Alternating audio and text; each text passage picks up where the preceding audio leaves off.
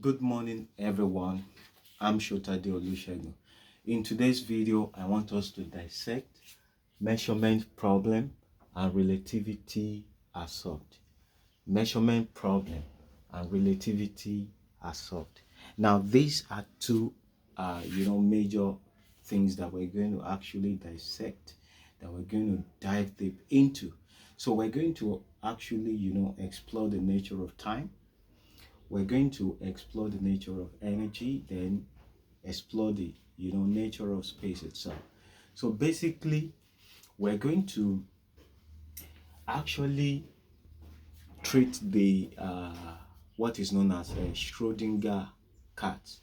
The Schrodinger cat, the situation attached to that we have is that when you have that Schrodinger cat inside a closed box with a radioactive decaying atom, or probably you have a radioactive atom that is being connected to like armor, that if that armor could get in touch with the atom, then it would decay, and that could cause the death of the cat. So you can't know if the cat is dead or alive until when you open the box to observe. And so when you observe, then you'll be able to know, you'll be able to be ascertained whether the cat is dead or alive. Now that phenomenon is a kind of phenomenon that we have in a superposition. So we're going to dive deep into that, and that is what leads to measurement problem. Another thing is that how is light measured? So is it possible for us to measure light in one-way measurement or two-way measurement? So we know that by trying to have a displacement in space which you can tag as 0.1, then another displacement in space which you can tag as 0.2, if you have one way trajectory of light such that you want to measure the light from point A of the space to point what is it called, point B, you understand, you won't be able to get the actual measurement because of relativity nature of time.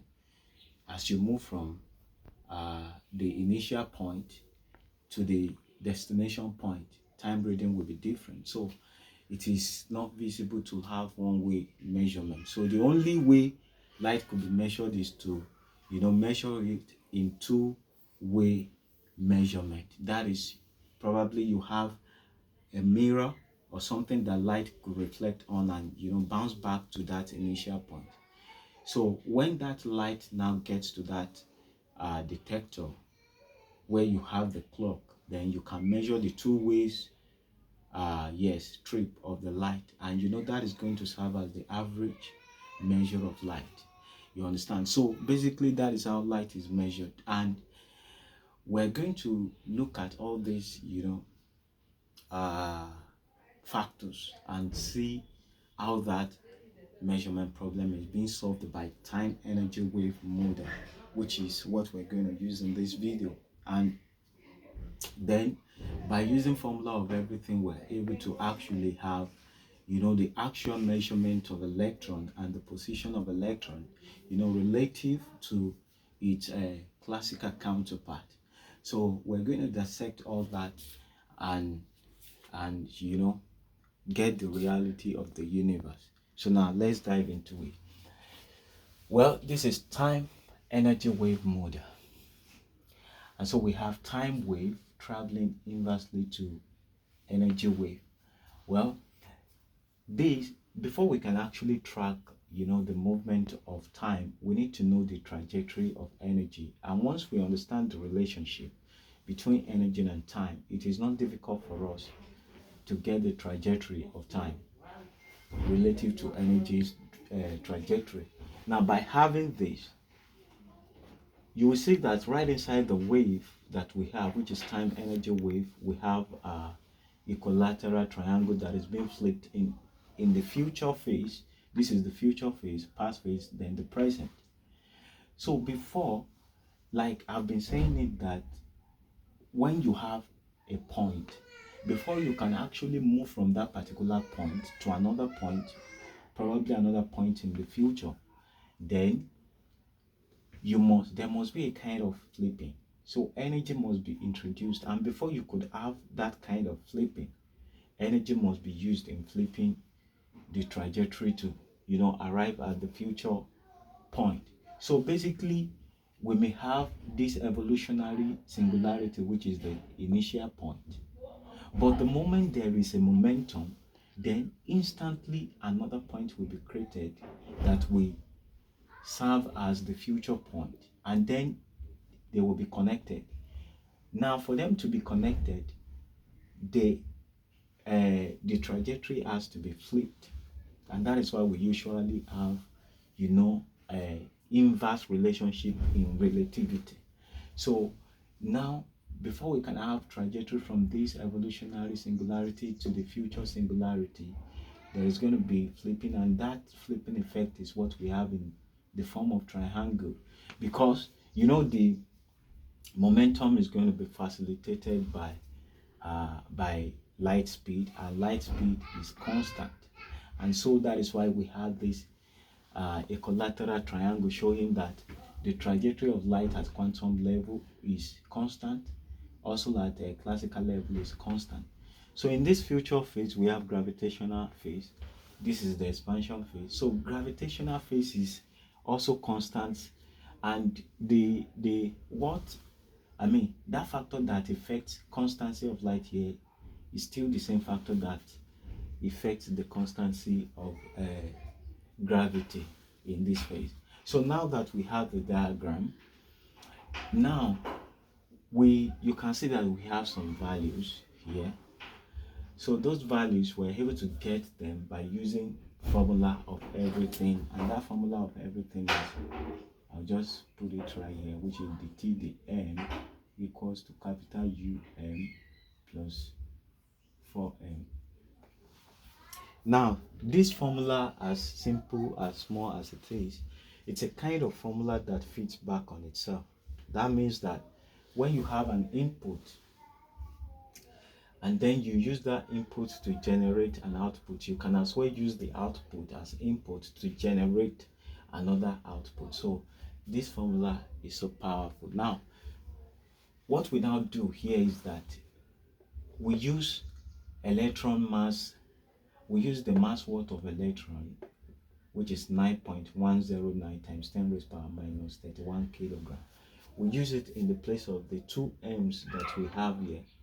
And then we are able, because what we usually do with this formula is we use what we know to arrive at what we don't know. And by having, that, we'll be able to measure, we'll be able to get the real fact.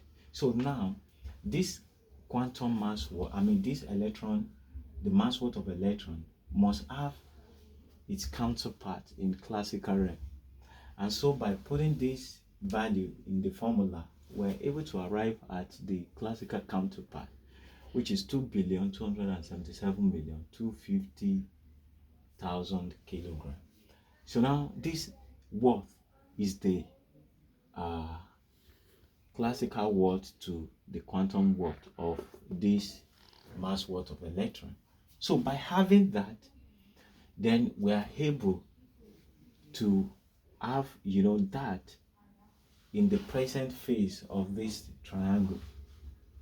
Now, the present phase is where reality is, because present phase is the point of spontaneous symmetry breaking. That is a point where we have brief static nature in the universe, because the entirety of things in the universe, the operation, things are moving, things are constantly moving in the universe. But there is a point where we have that slight break, where we have that slight static nature, and that where we have static nature is where we can get reality, and that is the present phase. Now, so by having the counterpart, we know that when you now use this counterpart, the output the classical mass worth, you put it in the place of these two m's, you will realize that you are going to have a suspension to the weak conveying force. Now this um is the strong conveying force, while this 4m is weak conveying force. Now you see that the weak conveying force will be suspended to that strong conveying force, and the strong conveying value that we have, which is the wave magnitude, is 5.7 times 10 raised power 48. Now that is the entitle of the stretch. But within this value, the weak conveying force is suspended to it, and that is at 32nd 32nd position of zeros. So at 32nd position of the suspended zeros, we now have the weak conveying force being suspended right at that point. So when we annihilate the suspended zeros, when we manually annihilate that, because by annihilating we are traversing this instant vertical line down. So at that point there is no motion. We annihilate naturally, manually, you understand? We annihilate the suspended zero. Then we realize that we arrive at the original mass worth, which is beyond time energy wave constraint.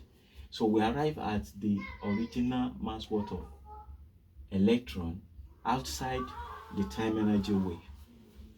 Now what is that telling us? That is telling us that the universe, like I said, we have its trajectory of things in the universe moving from one dimension to other. And I told you that dimensions are, degree of freedom and power. Dimension is a degree of freedom and power. So now there is, just as we have boundary for atoms, we also have boundary limit in the universe. And so basically we can say, so we're using this time energy wave model to illustrate the universal operation, or the operation of electron at universal scale. So that is what we're doing right here. So this constancy of light, this is the aggregate, because here is where we have the real value, the classical real value, which is this value, that is right here. So the aggregate constancy of light trip is around this arbitrary stable point, and then we have another arbitrary stable point here.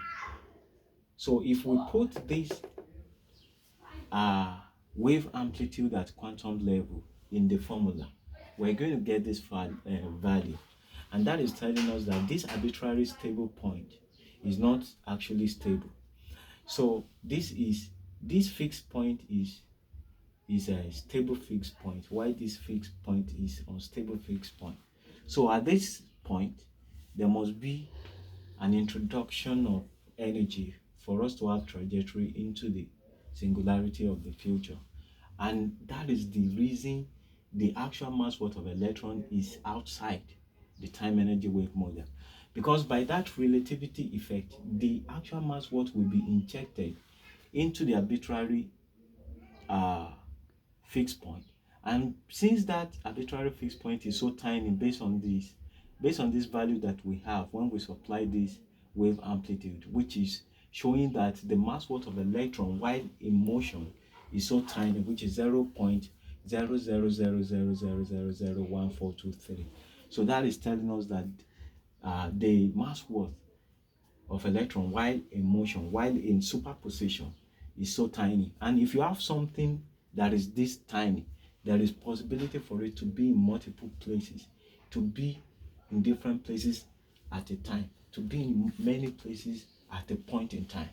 So that will now lead us to that measurement problem, where we have the possibility, the superposition of cat being alive or dead.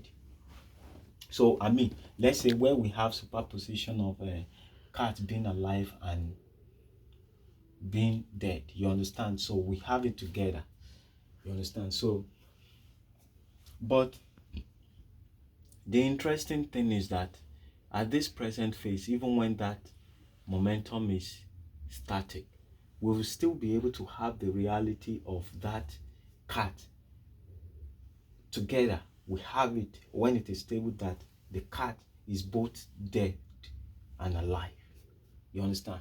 But now the reality is actually outside the superposition, and so additional energy must be introduced to arrive at that reality. So that is when we now open the box to observe. So when we now open the box, if we'll observe that the cat is alive, that means that the nature of that cat being alive is now dominant, and that is what we now tend to observe. That has not, gotten rid of the fact that even the cat itself, as it is also, I mean, that cat has the nature of being dead as well. So if we observe that the cat is alive, so the nature of that death is being subdued for us to have that other nature of the cat being alive.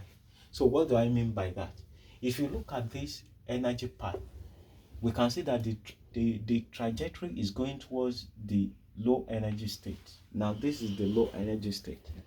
Now by having the trajectory to go towards the energy, it simply means that that is the part of decaying. Like I said before, I said that the trajectory towards the energy is being contracted in such a way that it generates radiation. And when you have that kind of effect, it means that it's decaying mass worth. And that is why we could have the mass worth of electron to be this tiny while in motion. And as it is radiating, that radiation will support the expansion of the universe in order to create, to generate mass worth. And by having mass worth, that keeps on expanding the universe. So it's synonymous to nuclear fusion. Nuclear fusion, where you have deuterium and tritium coming together. When they fuse together, they will breed bigger mass, which is helium. Now, at the point of merging, there is going to be huge repulsive force that both both the deuterium and tritium must conquer before they can actually get that bigger element, which is helium. Now, what that is telling us is that there is a boundary at, deuterium and tritium, they are isotopes of hydrogen. Now hydrogen has its limit. So by being at the point where the repulsive force is so intense, it means that they are at the edge boundary of hydrogen, and so they must actually override the repulsive to travel beyond the limit of hydrogen to get another bigger element, which is helium. And then at the birth of helium, then the entitle of hydrogen, the real essence of hydrogen, is realized. That is it. And that is why here I have inverted chains, like dimensions are in inverted chains, like interlocked inverted chains. So before two dimension can actually get its full potential, realize its real nature, it must get into 3 dimension, because it is interlocked with 3 dimension. And so at the birth of 3D, then 2D is fully realized. So I will explain more on that. So now let's start with dimension for us to quickly know the nature of dimension. So when we have point. Now, a point cannot define itself. So when we have point that is not being relativistically connected to another point, that point cannot, that point, that point, that point's nature is not known. So we can't actually tag that point. We can't tag it any name. We don't know anything about it because it is not in that relativity connection to another point. So what do I mean? By having this point, because it is not being related to any point, we can't say it is an evolutionary singularity or future singularity. But the moment there is a motion, then there is going to be an inverted kind of relationship that will be connected to the future point. And so we can name this as evolutionary point, while this would be the future point. So points cannot be defined unless it is relativistically connected to another point. And so by having that kind of relationship, we have 1D. So now let's move further. This 1D, as it is, for us to have the 2D, then we must have this line must be flipped, then relativistically connected to it to form that 2D. So now what do I mean by that? If we have these points to be the evolutionary point, this is the future point, and this is the 1D that we have. If we should have another inverted 1D down here that are being relativistically connected by this line, then we have 2D. Then 2D now becomes plane. It's a plane. So now we have this 2D. That is the relationship between dimensions. So now this 1D is interlocked to this inverted 1D to form 2D. So let me try and explain in such a way that you'll be able to understand. Let's say we have an ant on this we have an ant. Let's say we have an ant on this 2D. If that ant reaches the boundary, there is no way this ant can travel to other side of this 2D. There is no way. So this ant is trapped on the 2D plane, on one side of the 2D plane.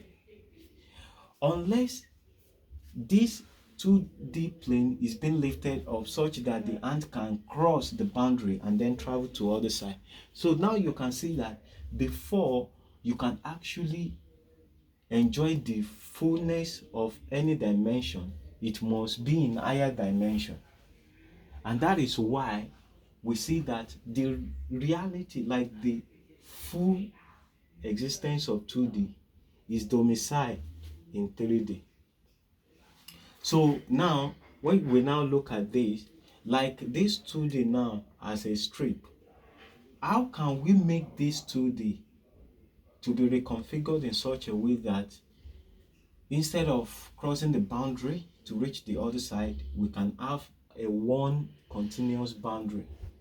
For us to do that, if we have this as a strip, if we turn this side across to join, and then we twist it halfway, we're going to have this Mobius strip. When we have this Mobius strip, you can see that if you have this ant on this Mobius strip, it can actually travel and then reach both sides without crossing boundary. So that means this 2D has been reconfigured to become a 3D. Now you can see what I'm trying to say right here. Now this Mobius strip is actually used to solve a grandfather paradox, and from the grandfather paradox we'll be able to see we'll be able to see that nature of a measurement problem as we have in the Schrodinger cats, being alive and being dead. You understand? So now to solve the grandfather paradox is what is used to negate the effect of time travel. And so let's say we have timeline on the movie script. If you say this is 2000, let's say you are born in 2000, then in 2021 you have become a man, and so you decide to travel back in time to kill your grandfather. So in 2021 you travel back. Let's say you have time travel machine, then you travel back. Then in 1940 you kill the grandfather, your grandfather. And so if you kill your grandfather, then in 1970 your mother wouldn't have been born.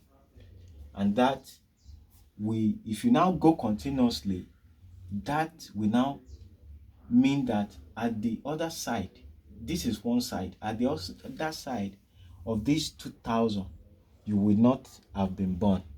So you are born in one side, then you are not born at the other side.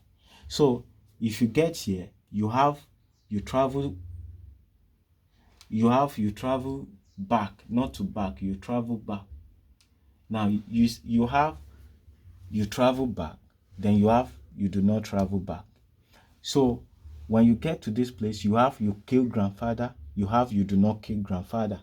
And when you now get to this place, you have mother not born, then you have mother is born. So at every present phase, we have two possibilities of things happening. So that is the superposition that we have. Just as you have the potentiality of being alive, so you also have the potentiality of not being alive. And as a matter of fact, if we're to now label this present phase, we can call this classical phase, which is the past. We can call it life. We call this life, and so we call this death. Death. No, sorry. So we call this death. Death. So life. So even when you stop time travel, even when you have this static nature, you still have this being labeled as life, death. So that is why I say the present is the instant combination of the past and the future. And so now the past is all about expansion, which is accumulation of mass. That could be likened to life. Then the future is the contraction of time to energy, which results to decaying of mass, and that could be likened to death. So now, if you look at it like this, you have the past, the future. If you look at it like this, you have the past, you have the future.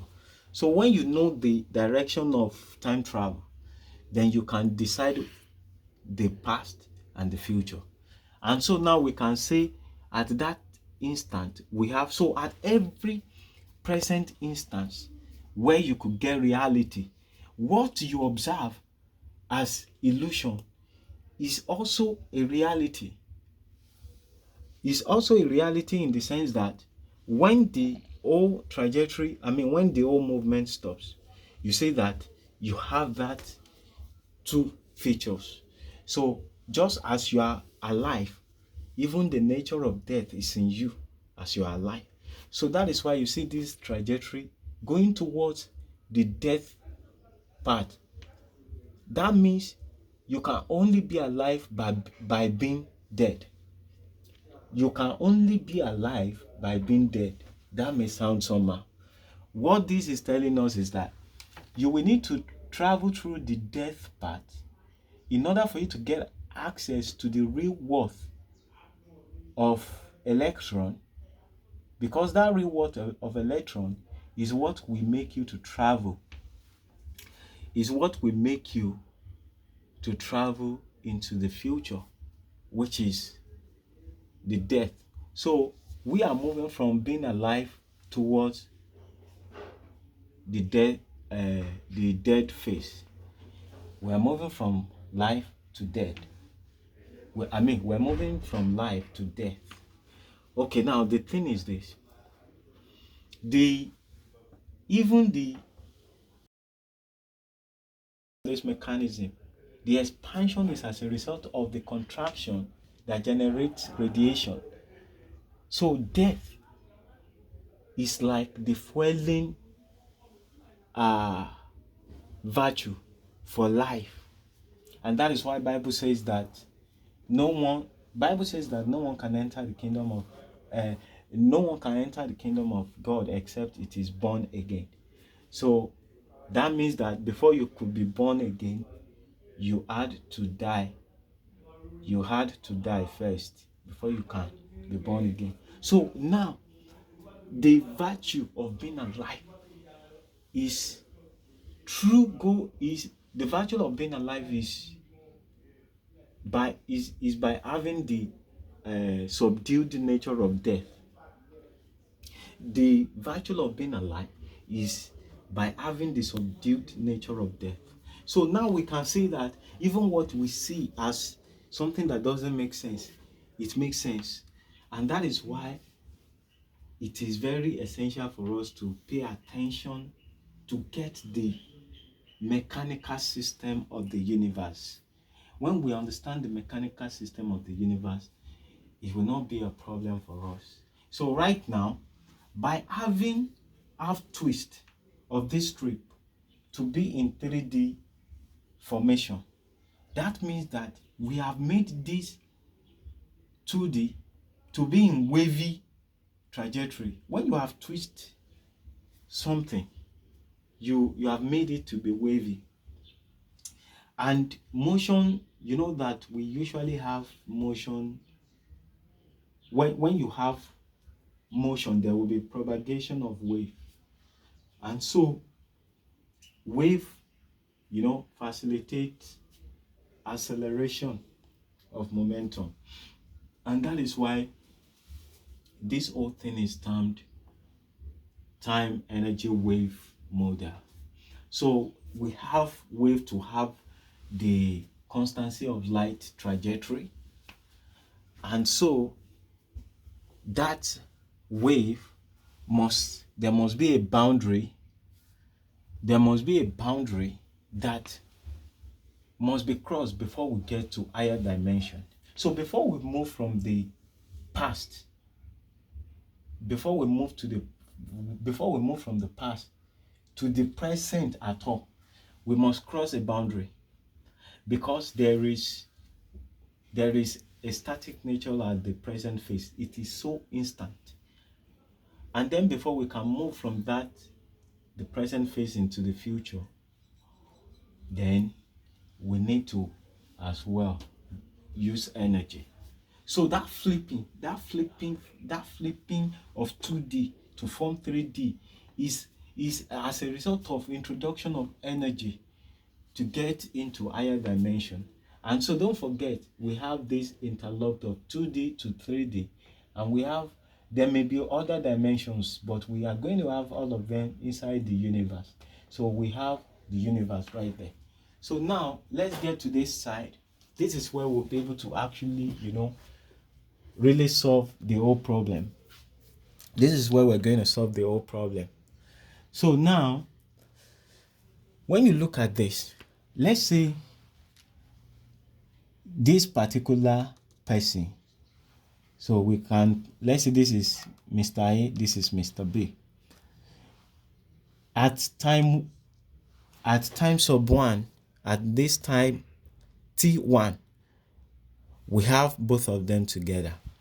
Now, at this point, this particular person that is observing this person could, weigh the weight of this person to have it as 86 kilogram, and then there is no distance between them. Now you can see that they are both stable.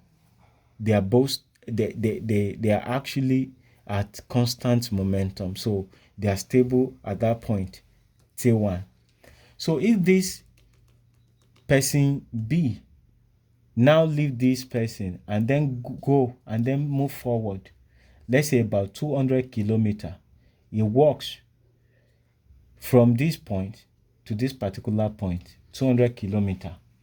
Now this particular person will only see a dot, but that particular dot, the dot that this person is seeing is the same thing as this person of 86 kilogram, but by the virtue of distance between them, you could only see a dot, and so that dot, we cannot see that dot is still 86 kilogram by that virtue of distance.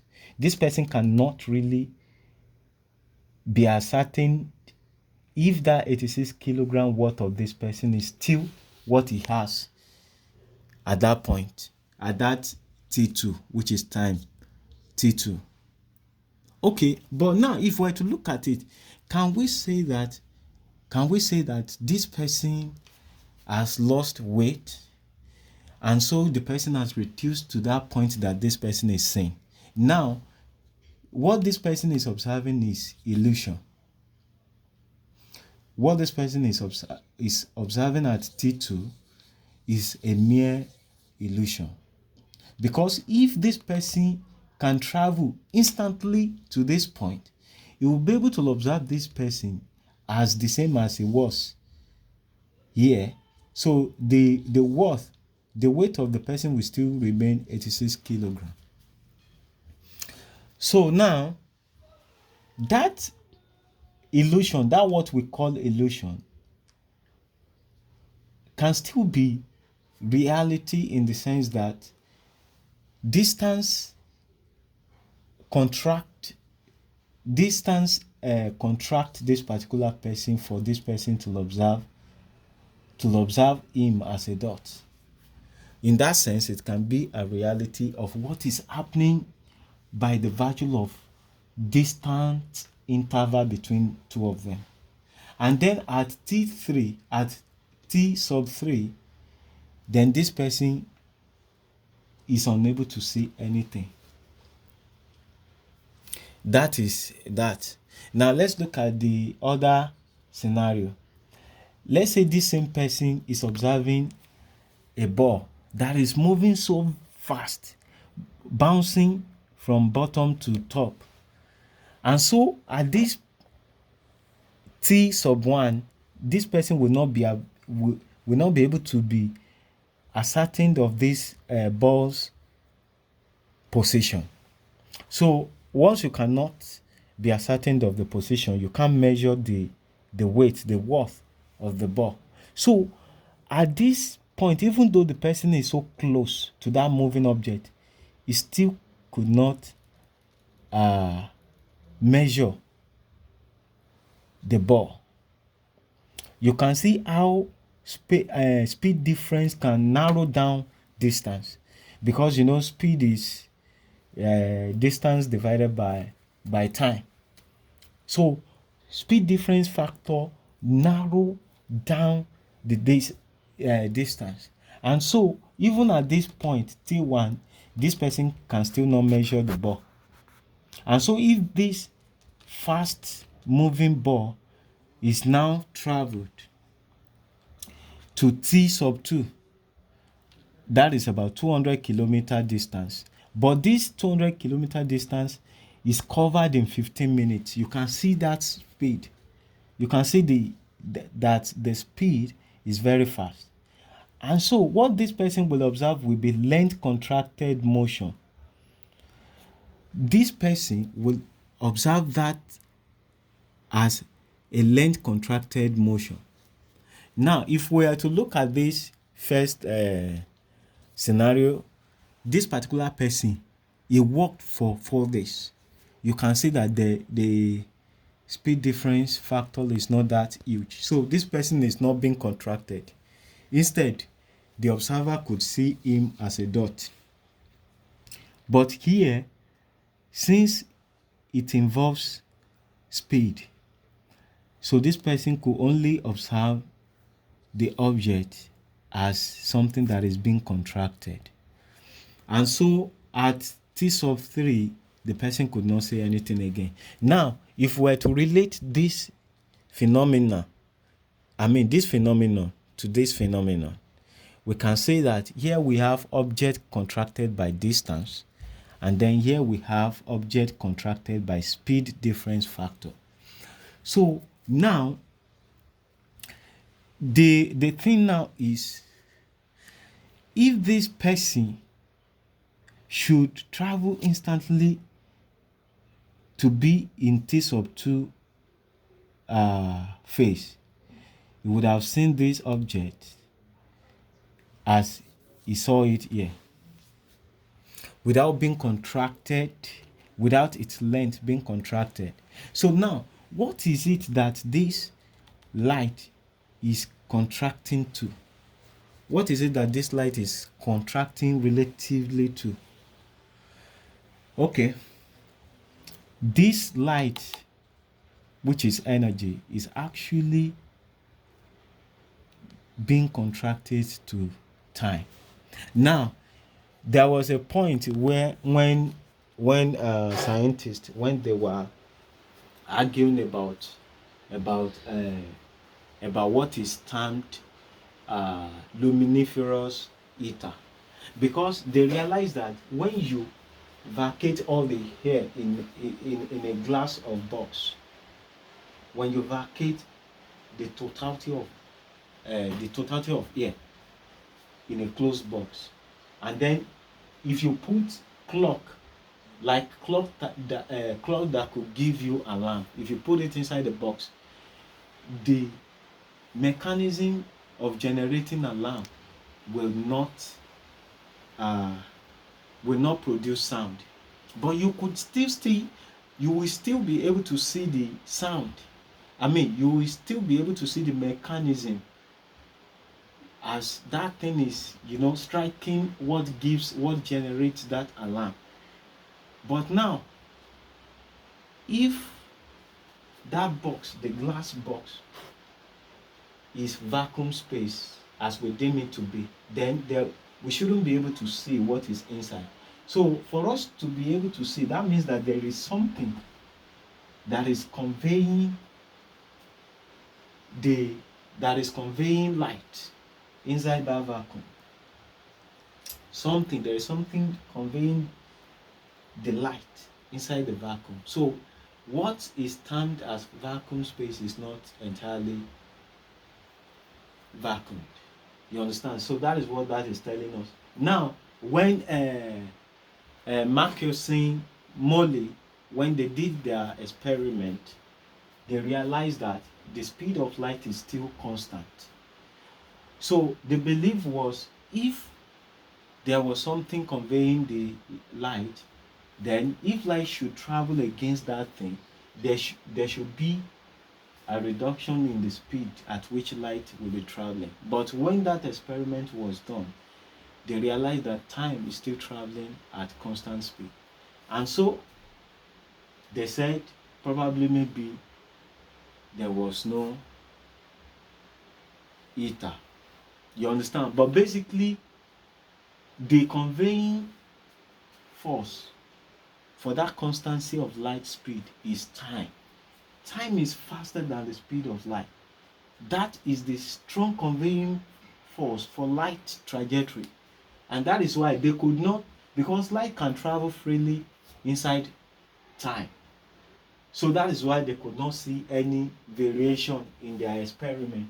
And so we're going to see, now let's move close to this for you to see that at the present phase, even when energy is deemed to be at 0 point, when there is no energy to move further into the future singularity, you can see that time still has its own energy to travel instantly to where the actual mass worth of electron is, and inject it back into the system to give accelerated momentum to that electron to go into the singularity of the future. So with that, we know that even when there is no energy for light again, even when energy reaches the point where there is no energy, time still has its own energy. And because the mass worth is outside time energy wave model, and we know that once this electron mass worth is injected in that tiny space, the mass worth will be unstable and then it will decay. So that could be likened to what we have in the vacuum space, where we have virtual particles. So now it will quickly decay because the mass worth is more than the space that it has. So that is that. So now let's get back to this place. Now let's say we want to now measure the speed of light. If we are in this point in space, and so there is another point where we have detector here in space, if we should emit light from this point, then it reaches this point, we can actually track the time that that light is emitted. And for us to track the time that the light reaches this place, then we must actually fix another time here.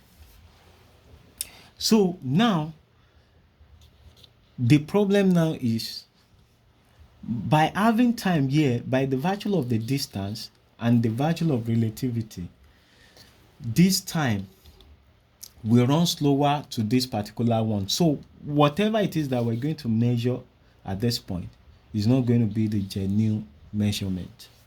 That is another big problem, which is measurement problem. Now, the only way we can now measure the speed of light is to have two ways trip of light. So we're going to have a point here where we have the detector. We have our detector here. We have light emitter here. And then we have time here. Since we're not having another time at this point, we don't have to deal with issue of relativity. And so we only have a mirror here, so that when we emit light from this point, when it touches the mirror, it will bounce back. And so when that light bounces back, then our detector will capture it. So the time that we measure, the time that we're going to measure here will be an average measure of light. And so since it is 2 double trip, so we can just divide the value by 2 to arrive at the exact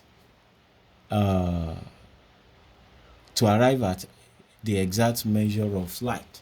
So that is how light is being measured. Now, if we were to look at these two scenarios, we can say that it's more or less like the light is traveling from one dimension to another dimension. Because before we can measure light must complete its circle. Before we can measure light must complete its circle. And for light to complete its circle, then light will travel from one dimension to another dimension. So now we have time being flipped here. So there must be an introduction of energy for time to reverse. For light to reverse. And so probably as a result of the mirror we have here, that serves as boundary that can bounce back light. That is an additional energy to light. So the point now here is, by having additional energy force at this point, can we say that light is still traveling at constant speed? Yes, light will still travel at constant speed because the conveying force for light is time. So that is how we are able to measure, and that is how the measurement problem is solved. So what do I mean by measurement problem is solved? Additional energy is introduced. Time energy gets connected to its real worth at that point where it is flipped. Just as we have right here in our time energy wave model. This is the real point of electron. This is the real point of electrons' counterparts. This is the arbitrary stable point of quantum. This is the arbitrary stable point of classical. Now, for us to get the actual worth of electron must be relativist. Electron must be relativistically measured against arbitrary stable point, and also the classical mass worth must be relativistically measured against arbitrary stable point. So we now have mass worth here, we have mass worth here. So you can see that there must be. So here we can say that relativity is very essential. So relativity is highly essential for us to, tackle this measurement problem. So now let me quickly give us an example of a situation where what we'll observe as illusion could also be a reality.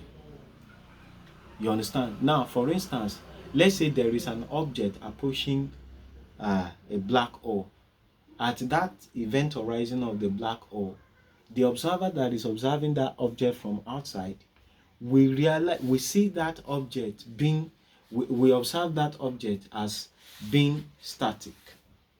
And then that object will remain static to that observer till eternity. But the reality is that that nature of that object being static is the reality at event horizon, because at the present phase there will be a brief stop, which is because at event horizon there is spontaneous symmetry breaking, and because of that break in transmission, the observer will only see that static nature, that static point.